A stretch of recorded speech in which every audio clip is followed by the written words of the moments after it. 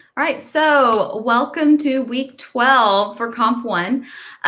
This week, you guys are getting started on your third paper, your argument paper, right?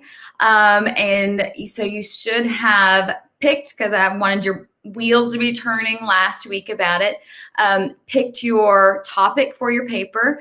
Remember, I want it to be a topic that you are passionate about, something that you care about, something that is, like slightly controversial. So it's something that you can argue, right? Because you need to have a thesis statement, it needs to be debatable, all that stuff. If you did not see last week, I made a new section on the menu, on Blackboard. And so I made a new section. It's called Outlines. And if you click on it, I've got some general outlines in there for you. And I've also got 3 different argument outlines. You are welcome to, and I encourage you, aka you should just pick one of those that you like for your paper and just use that, and then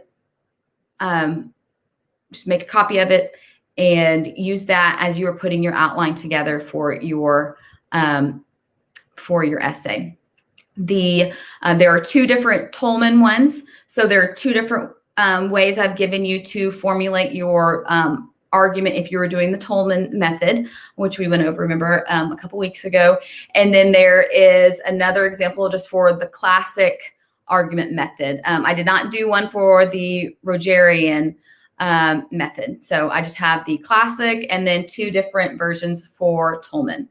So you're going to be working on that this week. I've also added a couple other things that if you do follow my schedule that I have on the Google Doc for you, or if you have looked ahead, these things are new for this week that I am just adding in recently.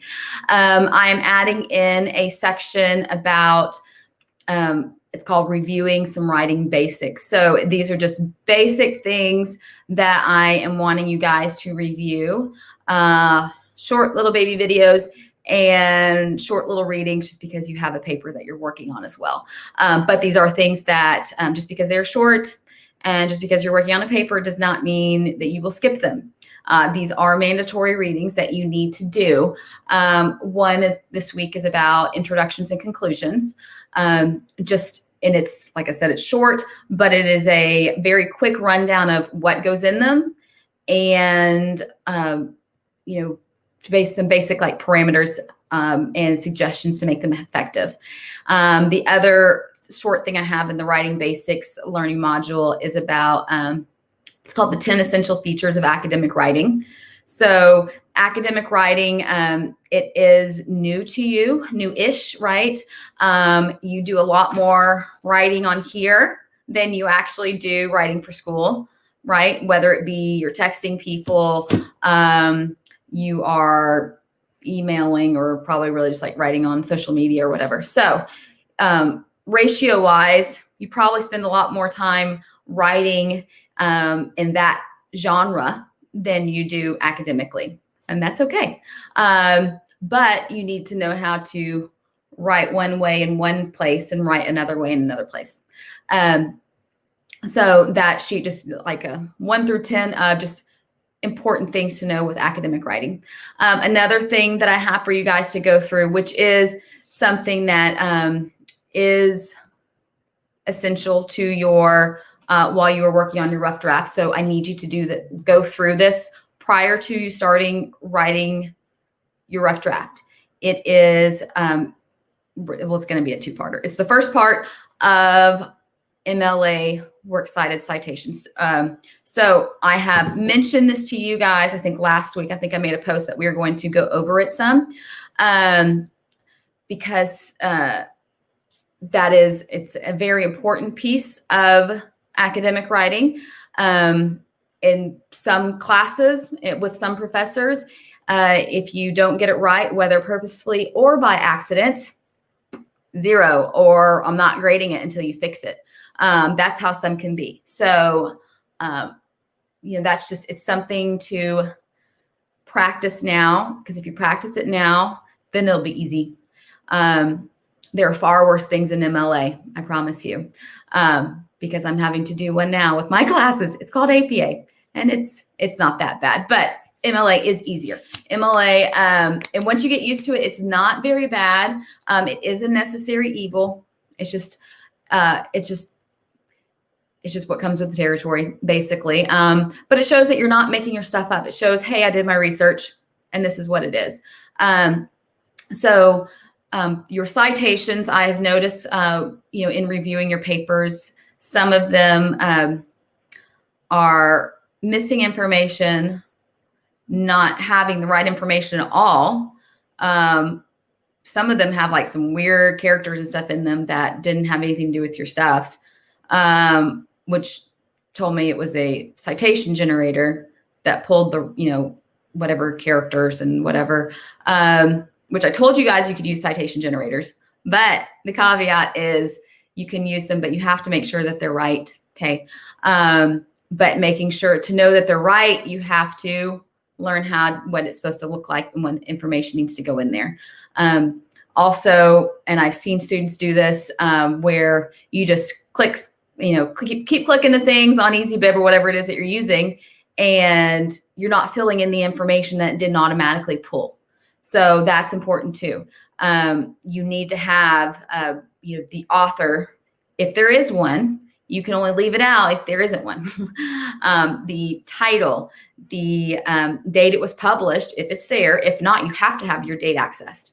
You have to have one or the other, and the location. So those are just examples of things that 100% pretty much should just be in there. That doesn't mean you can leave everything else out. So if the information is there, then it has to be there.